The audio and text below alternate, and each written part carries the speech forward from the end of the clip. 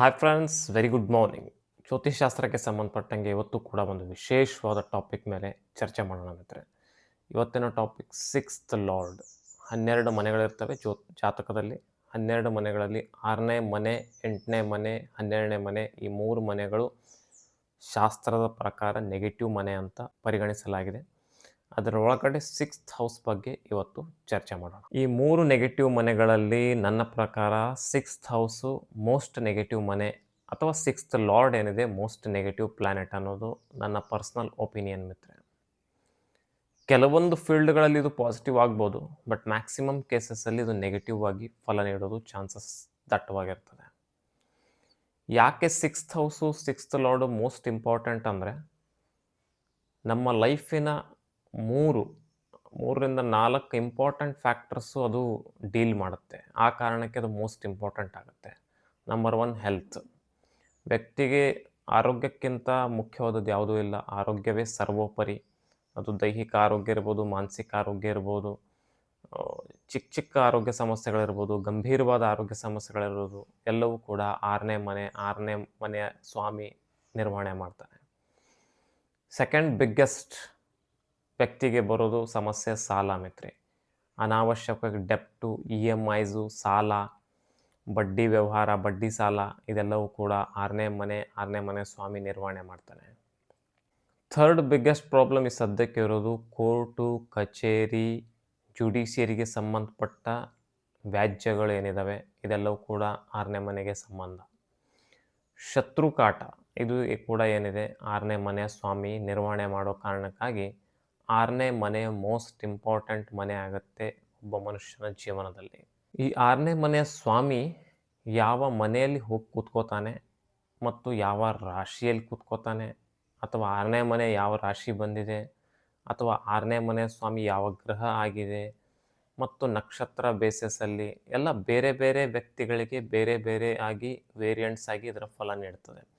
ನಾವೇನೇ ಯಾವುದೇ ವಿಡಿಯೋ ಮಾಡಿದರೂ ಕೂಡ ಎಲ್ಲವೂ ಕೂಡ ಅರ್ಧಂಬರ್ಧ ಇನ್ ಜನರಲ್ ಆಗಿರ್ತದೆ, ಡೆಪ್ತ್ ಆಗಿರಲ್ಲ, ಮತ್ತು ಮೇ ಬಿ 30-40% ಅಷ್ಟೇ ಅದು. ಓಕೆ, ಸೊ ಭಾಳ ಡೀಪ್ ನೋಡ್ಬೇಕಂದ್ರೆ ನಿಮ್ಮ ಜಾತಕ ನೀವು ನೋಡಿಕೊಂಡು ಅಲ್ಲಿ ಏನು ಗ್ರಹ ಇದೆ, ಎಲ್ಲಿ ಕೂತಿದೆ, ಅದರ ದಶ ಬಂದಿದೆಯಾ, ಮಹಾದಶ ಇದೆಯಾ, ಅಂತರ್ದಶ ಭುಕ್ತಿ ಇದೆಯಾ, ಅಥವಾ ಹಳೆಯ ದಶ ಅಂತರ್ದಶಗಳಲ್ಲಿ ಅದು ಪಾಸಿಟಿವ್ ಫಲ ನೀಡಿದೆಯಾ, ನೆಗೆಟಿವ್ ಫಲ ನೀಡಿದೆಯಾ, ಇದರ ಮೇಲೆ ನೀವು ನಾಲೆಜ್ ಇದ್ದರೆ ನೀವು ಖಂಡಿತವಾಗೂ ನೀವೇ ನೋಡ್ತಾ ಹೋಗ್ಬೋದು. ಓಕೆ, ಸಿಕ್ಸ್ತ್ ಲಾರ್ಡು 1ನೇ ಮನೆಯಲ್ಲಿ ಹೋಗಿ ಕೂತ್ರೆ, ಫಸ್ಟ್ ಹೌಸ್ ಏನಿದೆ ನಮ್ಮ ಇಡೀ ಲೈಫ್ ಲಾಂಗ್ ಕಂಟ್ರೋಲ್ ಮಾಡುವಂಥ ಮನೆ ಅದು. ಓಕೆ, 1ನೇ ಮನೆ ಏನಿದೆ ಇಡೀ ನಮ್ಮ ಜೀವನವನ್ನೇ ನಿರ್ವಹಣೆ ಮಾಡುವಂಥ ಮನೆ ಅದು. ಮತ್ತು ಅದರಲ್ಲಿ ಕೂತಿರುವಂತಹ ಗ್ರಹಗಳು ಕೂಡ ಅದರ ಕ್ಯಾರೆಕ್ಟರಿಸ್ಟಿಕ್ಸು ನಮ್ಮಲ್ಲಿ ಲೈಫ್ ಲಾಂಗ್ ನೋಡ್ಲಿಕ್ಕೆ ಸಿಗುತ್ತೆ. ಅಕಸ್ಮಾತ್ 6ನೇ ಮನೆ ಸ್ವಾಮಿ 1ನೇ ಮನೆಯಲ್ಲಿ ಹೋಗಿ ಕೂತ್ರೆ ವ್ಯಕ್ತಿ ಜೀವನ ಪೂರ್ತಿ ಒಂದಿಲ್ಲ ಒಂದು ಚಿಕ್ಕ ಪುಟ್ಟ ವ್ಯಾಧಿಗಳ ಒಡನೆ ಹೋರಾಟ ಮಾಡುವಂತಹ ಪರಿಸ್ಥಿತಿ ನಿರ್ಮಾಣ ಆಗ್ಬೋದು ಮಿತ್ರೆ. ಒಂದು ಕೆಮ್ಮು, ನೆಗಡಿ, ಜ್ವರ, ಪದೇ ಪದೇ ಗಂಟ್ಲು ನೋವು, ಪದೇ ಪದೇ ಅಲರ್ಜೀಸು, ಅಥವಾ ಒಂದಾದ್ಮೇಲೆ ಒಂದು. ಸೊ ನಾನು ಎಷ್ಟೊಂದು ಕನ್ಸಲ್ಟೇಷನ್ ನೋಡಿದ್ದೀನಿ, 5-6 ಸರ್ಜರೀಸ್ ಆಗಿರೋರನ್ನು ನೋಡಿದ್ದೀನಿ. ಕಂಟಿನ್ಯೂಸ್ ಆಗಿ ಅವರು ವರ್ಷದಲ್ಲಿ 7-8 ಸರಿ ಆಸ್ಪತ್ರೆಗೆ ಹೋಗಿ ಅಡ್ಮಿಟ್ ಆಗೋರನ್ನು ನೋಡಿದ್ದೀನಿ. ಇವೆಲ್ಲವೂ ಕೂಡ ಸಿಕ್ಸ್ತ್ ಲಾರ್ಡು ಫಸ್ಟ್ ಹೌಸಲ್ಲಿ ಕೂತಿರೋದು, ಅಥವಾ ಫಸ್ಟ್ ಲಾರ್ಡ್ ಬಂದು ಸಿಕ್ಸ್ತ್ ಹೌಸಲ್ಲಿ ಕೂತಿರೋದು ನೋಡಿರ್ಬೋದು. ಮತ್ತು ವಿಶೇಷವಾಗಿ ಸಿಕ್ಸ್ತ್ ಲಾರ್ಡ್ ಹೋಗಿ 1ನೇ ಮನೆಯಲ್ಲಿ ಕೂತಿರೋ ಅದರ ಇಂಪ್ಯಾಕ್ಟು, ಇಂಟೆನ್ಸಿಟಿ ತುಂಬ ಗಂಭೀರವಾಗಿರ್ತದೆ. ಸೆಕೆಂಡು, ಕಂಟಿನ್ಯೂಸ್ ಆಗಿ ವ್ಯಕ್ತಿ ಸಾಲದಲ್ಲೇ ಇರ್ತಾನೆ, ಯಾವಾಗಲೂ ಸಾಲ. ಅದು 10,000 ಆಗಿರ್ಬೋದು, 1,00,000 ಆಗಿರ್ಬೋದು, 10 ಕೋಟಿ ಆಗಿರ್ಬೋದು, ಅದು ಬೇರೆ ಮಾತು. ಒಟ್ಟಿನಲ್ಲಿ ಸಾಲದಲ್ಲಿರ್ತಾನೆ, ಯಾವಾಗಲೂ ಒಂದಿಲ್ಲ ಒಂದು ಸಾಲ. ಓಕೆ, ಥರ್ಡು, ಜುಡಿಷಿಯರಿಗೆ ಒಮ್ಮೆ ಕೇಸ್ ಇವರಾದ್ರೆ ಹಾಕಿರ್ಬೋದು, ಅಥವಾ ಅವರಾದ್ರೆ ಇವನ ಮೇಲೆ ಹಾಕಿರ್ಬೋದು. ಕಂಟಿನ್ಯೂಸ್ ಆಗಿ 5 ವರ್ಷ, 8 ವರ್ಷ, 10 ವರ್ಷ, 20 ವರ್ಷ, 30 ವರ್ಷ ಆದರೂ ಕೂಡ ಆ ಕೇಸ್ ಮುಗಿತಾನೆ ಇರಲ್ಲ. ಯಾಕಂದರೆ 6ನೇ ಮನೆ ಸ್ವಾಮಿ ಹೋಗಿ ಲಗ್ನದಲ್ಲೇ ಕೂತ್ಬಿಟ್ಟಿದ್ದಾನೆ.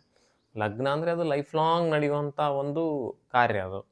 ಸೊ ಹೀಗಾಗಿ ಏನಿದೆ, ದೀರ್ಘಕಾಲಿಕವಾಗಿ ಅವನ ಇಡೀ ಅರ್ಧ ಆಯುಷ್ಯ ಏನಿದೆ ಇವೇ ಟಾಪಿಕ್ಸಲ್ಲೇ ಜಂಜಾಟದಲ್ಲೇ ಓಡಾಡ್ತಿರ್ತಾನೆ ಆ ವ್ಯಕ್ತಿ. ಓಕೆ, ಸೊ ನಂಬರ್ 2, ಅಕಸ್ಮಾತ್ ಸಿಕ್ಸ್ತ್ ಲಾರ್ಡು ಸೆಕೆಂಡ್ ಹೌಸಲ್ಲಿ ಬಂದು ಕೂತ್ರೆ ವ್ಯಕ್ತಿ ಅಗೇನ್ ಅದೂ ಕೂಡ 2ನೇ ಮನೆ ದುಡ್ಡಿಗೆ ಸಂಬಂಧಪಟ್ಟದ್ದು, ಫೈನಾನ್ಸಿಗೆ ಸಂಬಂಧಪಟ್ಟದ್ದು, ಕುಟುಂಬಕ್ಕೆ ಸಂಬಂಧಪಟ್ಟದ್ದು, ವಾಣಿಗೆ ಸಂಬಂಧಪಟ್ಟದ್ದು, ಮುಖ, ಬಾಯಿ, ಹಲ್ಲು, ಒಳಗಡೆ ಪ್ಯಾಲೆಟ್ಸು, ಸಾಫ್ಟ್ ಪ್ಯಾಲೆಟ್, ಹಾರ್ಡ್ ಪ್ಯಾಲೆಟ್ಸು ಇದಕ್ಕೆ ಸಂಬಂಧಪಟ್ಟದ್ದು ಮನೆ ಆಗಿರೋ ಕಾರಣಕ್ಕಾಗಿ ವ್ಯಾಧಿಗಳು ಬಂದರೆ ಈ ಈ ಭಾಗದಲ್ಲಿ ಬರುವಂತಹ ವ್ಯಾಧಿಗಳಿಗೆ ಸಂಬಂಧ ಆಗಿರುತ್ತದೆ. ಓಕೆ, ಕುಟುಂಬ ರಿಲೇಟೆಡ್ಡು ಅನಾವಶ್ಯಕವಾಗಿ ಸಾಲ ಮಾಡ್ಕೊಳ್ಬೋದು, ಅಥವಾ ಕುಟುಂಬ ಸದಸ್ಯರು ಕಂಟಿನ್ಯೂಸ್ ಆಗಿ ಆರೋಗ್ಯ ಸಮಸ್ಯೆಯಲ್ಲಿ ತುತ್ತಾಗ್ಬೋದು, ಅಥವಾ ಅಗೇನ್ ಏನಿದೆ ಈ ಫುಡ್ ಹ್ಯಾಬಿಟ್ಸಿಂದ ಬರುವಂತಹ ವ್ಯಾಧಿಗಳಿರ್ಬೋದು. ಇದೆಲ್ಲವೂ ಕೂಡ 6th ಲಾರ್ಡು 2nd ಹೌಸಲ್ಲಿ ಬಂದು ಕೂತಾಗ ನೋಡ್ಬೋದು. ಅಗೇನ್ ವಾಣಿ, ಮಾತಿನಿಂದ ಸಮಸ್ಯೆ ಎದುರಾಗೋದು, ಏನೋ ಒಂದು ಹೇಳೋದು, ಅವರೇನೋ ಒಂದು ತಿಳ್ಕೊಳ್ಳೋದು, ಅಪಾರ್ಥ ಮಾಡ್ಕೊಳ್ಳೋದು, ಇದರಿಂದ ಶತ್ರುಗಳು ಹೆಚ್ಚಾಗೋದು. ಯಾಕಂದರೆ 6th ಲಾರ್ಡ್ ಏನಿದ್ದಾನೆ ಹೋಗಿ 2ನೇ ಮನೆಗೆ ಲಿಂಕ್ ಆದಾಗ ಅದು ಕಂಪ್ಲೀಟ್ಲಿ ಒಂದು ಸ್ವಲ್ಪ ಪೊಲ್ಯೂಟೆಡ್ ಆಗಿಬಿಡುತ್ತೆ ಆ ಮನೆ. ಓಕೆ, 3rd ಹೌಸಲ್ಲಿ ಬಂದರೆ 6th ಹೌಸ್ ಏನು, ಕೋರ್ಟು, ಕಚೇರಿ, ಆರೋಗ್ಯ ರಿಲೇಟೆಡ್ ಸಮಸ್ಯೆಗಳು. ಈ 3 ಟಾಪಿಕ್ ನೀವು ತಲೆಯಲ್ಲಿ ಇಟ್ಕೊಂಬಿಡಿ. 6ನೇ ಮನೆ ಅಂದರೆ ಕೋರ್ಟು, ಕಚೇರಿ, ಸಾಲ, EMI, ಆರೋಗ್ಯ. ಓಕೆ, ಇವು ಹೋಗಿ ಯಾವ ಮನೆಯಲ್ಲಿ ಹೋಗ್ತಾನೆ ಅದಕ್ಕೆ ಲಿಂಕ್ ಮಾಡ್ತಾ ಹೋಗ್ಬೇಕು ನೀವು. ಓಕೆ, ಇದು ಬೇಸಿಕ್ ಥಿಂಗ್. 3ನೇ ಮನೆಗೆ ಲಿಂಕ್ ಆದರೆ ಬ್ರದರ್, ಸಿಬ್ಲಿಂಗ್ಸಿಗೆ ಆರೋಗ್ಯ ಸಮಸ್ಯೆ, ಸಿಬ್ಲಿಂಗ್ಸಿಂದ ಕೋರ್ಟು, ಕಚೇರಿ ಹೀಗೆ ಹೋಗುವಂತಹ ಉತ್ಪತ್ತಿ ಆಗ್ಬೋದು. ಶತ್ರುಗಳೇನಾದರೂ ಇದ್ದರೆ ಅದ್ರ ಸಿಬ್ಲಿಂಗ್ಸ್ ಆಗ್ಬೋದು.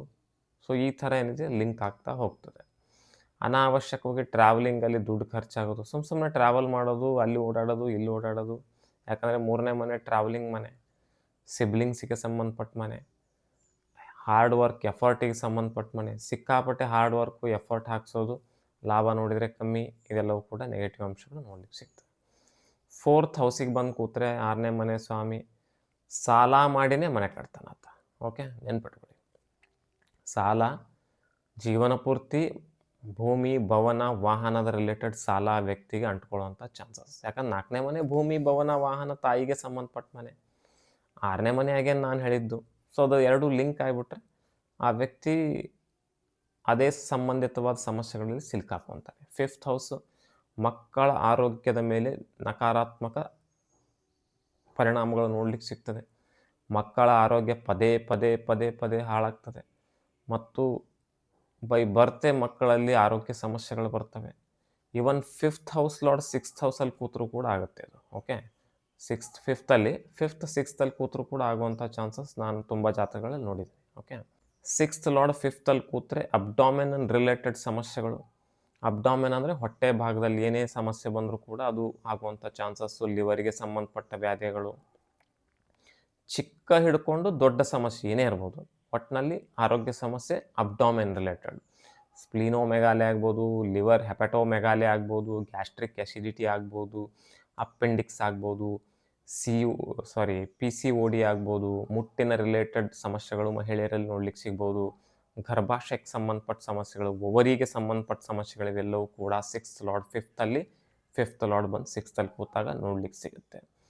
6th ಲಾರ್ಡ್ 6th ಬಂದು ಕೂತ್ರೆ ಸ್ವಲ್ಪ ಸಮಾಧಾನಕರ ವಾತಾವರಣ ಹೊರಗೆ ಇರ್ತದೆ. ಓಕೆ, ಸೊ ಮತ್ತೆ ಅದರಲ್ಲೂ ಬೇರೆ ಬೇರೆ ಇರ್ತವೆ. ಅದರ ಜೊತೆ ಬಂದು ಕೇತು ಕೂತ್ರೆ, ರಾಹು ಕೂತ್ರೆ, 8ನೇ ಮನೆ ಸ್ವಾಮಿಯಲ್ಲಿ ಬಂದು ಕೂತ್ರೆ ಮೇ ಬಿ ನೆಗೆಟಿವ್ ಆಗ್ಬೋದೇನೋ. But compare to other scenarios 6th lord in 6th house is a better position. ನೀವು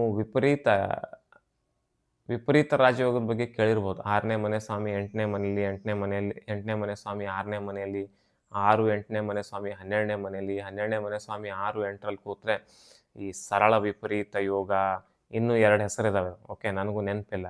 ಅದೆಲ್ಲವೂ ಕೂಡ ಬೋಗಸ್ ಮಿತ್ರ. ಈಗಿನ ಕಾಲಕ್ಕೆ ವಿಪರೀತ ರಾಜಯೋಗಗಳು ಒನ್ ಆಫ್ ದಿ ಡೆಡ್ಲಿಯೆಸ್ಟ್ ಯೋಗಾಸ್ ಅವು. ಓಕೆ, ನನ್ನ ಪ್ರಕಾರ ವಿಪರೀತ ರಾಜಯೋಗ ಸಮಾಧಾನಕರವಾಗಿರೋದಂದರೆ 6th ಲಾರ್ಡ್ ಇನ್ 8th ಲಾರ್ಡ್ ಇನ್ 8th ಹೌಸ್, 12th ಲಾರ್ಡ್ ಇನ್ 12th ಹೌಸ್. ಇದು ಸಮಾಧಾನಕರವಾಗಿರ್ತದೆ. ಬೇರೆ ಎಲ್ಲವೂ ಕೂಡ deadly combination. Okay, deadly result ನಿಮಗೆ ನೋಡ್ಲಿಕ್ಕೆ ಸಿಗುತ್ತೆ. 6ನೇ ಮನೆ ಸ್ವಾಮಿ 7ನೇ ಮನೆಯಲ್ಲಿ ಬಂದು ಕೂತ್ರೆ ಮ್ಯಾಕ್ಸಿಮಮ್ ಟೈಮ್, ಇವನ್ 7ನೇ ಮನೆ ಸ್ವಾಮಿ 6ನೇ ಮನೆಯಲ್ಲಿ, 6ನೇ ಮನೆ ಸ್ವಾಮಿ 7ನೇ ಮನೆಯಲ್ಲಿ, ಮ್ಯಾಕ್ಸಿಮಮ್ 50% ಕೇಸಸ್ಸಲ್ಲಿ, ನಾಟ್ 100%, 50% ಕೇಸಸ್ಸಲ್ಲಿ ಡೈವರ್ಸ್ ಯೋಗ ನಿರ್ಮಾಣ ಆಗುತ್ತೆ. ಒಂದು ಎಂಗೇಜ್ಮೆಂಟ್ ಕ್ಯಾನ್ಸಲ್ ಆಗ್ಬೋದು, ಮ್ಯಾರೇಜ್ ಮುರಿದು ಬೀಳ್ಬೋದು, ಮ್ಯಾರೇಜ್ ಆದಮೇಲೆ ಡೈವರ್ಸ್ ಆಗ್ಬೋದು, ಅಥವಾ ಹೆಂಡತಿ ಆರೋಗ್ಯದಲ್ಲಿ ಗಂಭೀರವಾದ ಸಮಸ್ಯೆಗಳನ್ನು ನೋಡ್ಲಿಕ್ಕೆ ಸಿಗ್ತದೆ. ಹೆಂಡತಿ ಆರೋಗ್ಯಕ್ಕೆ ರಿಲೇಟೆಡ್ ಸಾಲ ಮಾಡಿ ಬರೀ ಆಸ್ಪತ್ರೆಗೆ ತೋರಿಸುವಂತಹ ಯೋಗ ನಿರ್ಮಾಣ ಮಾಡ್ಬೋದು. ಸೊ ಏನು ಬೇಕಾದಾಗ್ಬೋದು. 6th ಲಾರ್ಡ್ 8th ಹೌಸಲ್ಲಿ ಬಂದರೆ this is not A good combination. Okay, even 8th lord 6th ಲಾರ್ಡಲ್ಲಿ 8th, this is not A good combination. ನನ್ನ ಅನುಭವದಲ್ಲಿ 60-70% ಜನರಿಗೆ, ನಾಟ್ 100%. ಓಕೆ, ಯಾಕೆ 100% ಯಾವುದೂ ಆಗೋದಿಲ್ಲ ಅಂದರೆ ಅವ್ರವ್ರು ಒಳ್ಳೊಳ್ಳೆ ಕರ್ಮನೂ ಕೂಡ ಮಾಡಿರ್ತಾರೆ, ಒಳ್ಳೆ ನಕ್ಷತ್ರದಲ್ಲಿ ಕೂತಿದ್ದಾವೆ, ಒಳ್ಳೆಯ ರಾಶಿಯಲ್ಲಿ ಕೂತಿರ್ತವೆ, ಅದಕ್ಕೆ ಯಾವುದೂ ಬೇರೆ ಗ್ರಹಗಳ ಕಂಜಂಕ್ಷನ್ ಇರೋದಿಲ್ಲ, ಒಂದೇ ಕೂತಿರುತ್ತೆ ಗ್ರಹ, ಕಂಬಸ್ಟ್ ಆಗಿರೋದಿಲ್ಲ. ಸೊ ಸಾಕಷ್ಟು ಬೇರೆ ಬೇರೆ ಇರ್ತವೆ. ಓಕೆ, ಅದೇ ಕಾರಣಕ್ಕೆ ಇವತ್ತು 120, 180 ಕೋಟಿ ಜನ ಭಾರತೀಯರಲ್ಲಿ ಒಬ್ಬನ ಜೀವನ ಇನ್ನೊಬ್ಬನಂಗೆ ಇರೋದಿಲ್ಲ. ಸೇಮ್ ಯಾರ ಲೈಫು ಕೂಡ ಇರೋದಿಲ್ಲ, ಸೇಮ್ ಯಾರು ನೋಡಲಿಕ್ಕೂ ಇರೋದಿಲ್ಲ, ಫೈನಾನ್ಷಿಯಲ್ ಸ್ಟೇಟಸ್ಸು ಸೇಮ್ ಇರೋದಿಲ್ಲ, ಅವ್ರ ದೈಹಿಕ ಮನೋ ಕ್ಯಾರೆಕ್ಟರಿಸ್ಟಿಕ್ಸ್ ಕೂಡ ನಿಮಗೆ ಸೇಮ್ ಆಗಿ ನೋಡ್ಲಿಕ್ಕೆ ಸಿಗೋದಿಲ್ಲ, ಇವನ್ ಟ್ವಿನ್ಸ್ ಆದರೂ ಕೂಡ. ಅಷ್ಟು ಬಹಳ ಮೈನ್ಯೂಟ್ ಇರ್ತದೆ. ಇವನ್ ಚಂದ್ರಮ ಕೆಲವು ಡಿಗ್ರಿ ಮೂವ್ ಆದರೂ ಕೂಡ ಮತ್ತೆ ಒಂದೆರಡು ಕ್ಯಾರೆಕ್ಟರಿಸ್ಟಿಕ್ಸ್ ಲೆಸ್ ಆದ್ರೆ ಆಗ್ತದೆ, ಆ್ಯಡ್ ಆದ್ರೆ ಆಗ್ತದೆ, ಹೀಗೆ ಬೇರೆ ಬೇರೆಯಾಗಿ ಇರ್ತದೆ. ಓಕೆ, 6th ಲಾರ್ಡ್ 8th ಹೌಸಲ್ಲಿ it is not good for health related issues. ನಾನು ಎಕ್ಸಾಂಪಲ್ಸ್ ಏನು ಹೇಳೋದಿಲ್ಲ, ಯಾಕಂದರೆ ಇದು ಎಕ್ಸಾಂಪಲ್ಸ್ ಹೇಳ್ತಾ ಹೋದರೆ ಯಾವುದಾದ್ರೂ ವ್ಯಕ್ತಿಯಲ್ಲಿ ನೋಡುವಂತಹ ವ್ಯಕ್ತಿಯಲ್ಲಿ ಈ ಕಾಂಬಿನೇಷನ್ ಇದ್ದರೆ ಏನಾಗುತ್ತೆ, ಆ ವ್ಯಕ್ತಿಗೆ ಆ್ಯನ್ಸೈಟಿ ಬರ್ಲಿಕ್ಕೆ ಶುರು ಮಾಡುತ್ತೆ, ಪ್ಯಾನಿಕ್ಸ್ ಆಗ್ಲಿಕ್ಕೆ ಶುರು ಮಾಡುತ್ತೆ. ಭಾಳ ಸಿಂಪಲಾಗಿ ಹೇಳ್ತೀನಿ, this is not A good ಅಂತ ನಾನು ಇಷ್ಟೇ ಹೇಳ್ತೀನಿ. ಓಕೆ, 6th ಲಾರ್ಡ್ 9th ಹೌಸಲ್ಲಿ ಬಂದರೂ ಕೂಡ ವ್ಯಕ್ತಿಗೆ not so bad, but still ಏನಿದೆ, ಕೆಲವು ಸಾರಿ ಧಾರ್ಮಿಕ ವಿಚಾರಗಳಲ್ಲಿ ಅಥವಾ ಟ್ರೆಡಿಷನ್ನು ಕಲ್ಚರಲ್ ಇದರ ಮೇಲೆ ಎಫೆಕ್ಟ್ ಬೀರ್ಬೋದು. ಬಟ್ ವೈಯಕ್ತಿಕವಾಗಿ ಅವನ ದೈಹಿಕ ಮತ್ತು ಮಾನಸಿಕ ಸಮಸ್ಯೆಗಳ ಮೇಲೆ ಏನು ಇದು ಬೀರೋದಿಲ್ಲ. ಕೆಲವು ಸಾರಿ foreign related trips, tours, travels ಅಥವಾ ಫಾರಿನ್ನಲ್ಲಿ ಹೋಗಿ ಮಾಡುವಂಥ ಹೈಯರ್ ಎಜುಕೇಷನ್ ಸಲುವಾಗಿ ಸಾಲ ಮಾಡುವಂಥ ಚಾನ್ಸಸ್ ಇರುತ್ತೆ. Okay, 6th lord in 10th house is A very good position. ಕಾರಣ ಏನು ಅಂದರೆ ಅದು ಕರಿಯರಿಗೆ ಸಂಬಂಧಪಟ್ಟದ್ದು. 6ನೇ ಮನೆ ಕೂಡ ಹಾರ್ಡ್ ವರ್ಕು, ಎಫರ್ಟುಗೆ ಸಂಬಂಧಪಟ್ಟದ್ದು. ವಿಶೇಷವಾಗಿ ಮೆಡಿಕಲ್ ಫೀಲ್ಡಲ್ಲಿ ಯಾರಾದರೂ ಇದ್ದರೆ, ಜುಡಿಷಿಯರಿ ಮೆಡಿಕಲ್ ಫೀಲ್ಡಲ್ಲಿದ್ದರೆ, ಬ್ಯಾಂಕಿಂಗ್ ಸೆಕ್ಟ್ರಲ್ಲಿದ್ದರೆ ಅದ್ಭುತವಾದ ರಿಸಲ್ಟ್ಸು ನಿಮಗೆ ನೋಡ್ಲಿಕ್ಕೆ ಸಿಗುತ್ತೆ. ವ್ಯಕ್ತಿ ಕರಿಯರ್, ಜಾಬ್ ಏನಿದ್ದಾವೆ ಇವೇ ಫೀಲ್ಡ್ಸಿಂದನೇ ಬರುವಂಥ ಚಾನ್ಸಸ್ ಇರುತ್ತೆ. 6th ಲಾರ್ಡ್ ಇನ್ 11th ಹೌಸ್ ಕೂಡ ಬೆಟರ್ ಪೊಸಿಷನ್ ಇರುತ್ತೆ. ಕೆಲವು ಸಾರಿ ಲೋನ್ ಮಾಡಿ ಯಾವುದಾದ್ರೂ ಬಿಸ್ನೆಸ್ ಮಾಡುವಂಥ ಚಾನ್ಸಸ್ ಇರುತ್ತೆ. ಅಂದರೆ ಕೈಯಲ್ಲಿ ದುಡ್ಡು ಇರೋದಿಲ್ಲ, ಲೋನ್ ಮಾಡಿನೇ ಏನು ಮಾಡಿದರೂ ಬಿಸ್ನೆಸ್ಸು ಮಾಡುವಂಥ ಚಾನ್ಸಸ್ಸು ಇರುತ್ತೆ. 6th ಲಾರ್ಡ್ 12th ಹೌಸಲ್ಲಿ ಕಂಟಿನ್ಯೂಸ್ ಆಗಿ ಆಸ್ಪತ್ರೆಗೆ ದುಡ್ಡು ಖರ್ಚಾಗ್ಬೋದು, ಆರೋಗ್ಯದ ರಿಲೇಟೆಡ್ ಖರ್ಚಾಗ್ಬೋದು, ಆಶ್ರಮ ದೇವಸ್ಥಾನಗಳಿಗೆ ದಾನ ಧರ್ಮ ಮಾಡೋದಿರ್ಬೋದು, ಅಥವಾ ಕೋರ್ಟು ಕಚೇರಿಗಳಿಗೆ ದುಡ್ಡು ಖರ್ಚಾಗೋದಿರ್ಬೋದು. ಇವೆಲ್ಲವೂ ಕೂಡ 6th ಲಾರ್ಡ್ ಇನ್ 12th ಹೌಸಲ್ಲಿ ನೋಡ್ಲಿಕ್ಕೆ ಸಿಗುತ್ತೆ. ಓಕೆ, ಸೊ ಅಗೇನ್ ಬೇರೆ ಬೇರೆಯವರಿಗೆ ಬೇರೆ ಬೇರೆ ವೈಯಕ್ತಿಕವಾಗಿ ಇದರ ಫಲಗಳು ನೋಡ್ಲಿಕ್ಕೆ ಸಿಗ್ಬೋದು, low to medium to high. So ಅದು ಅವರವರ ಕರ್ಮ, ಧರ್ಮ, ಗ್ರಹಗತಿಗಳು, ದಶಾ, ಅಂತರ್ದಶ, ನಕ್ಷತ್ರ, ಭುಕ್ತಿ ಮೇಲೆ ಡಿಪೆಂಡ್ ಆಗಿರುತ್ತೆ. Okay, thank you very much. Stay health.